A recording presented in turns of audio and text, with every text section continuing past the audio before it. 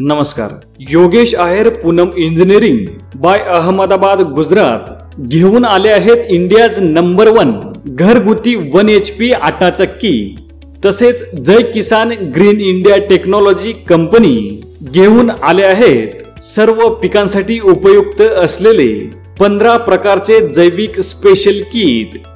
तसेच Krishna business development private limited घेऊन आले आहेत सॉइल मल्टीप्लायर.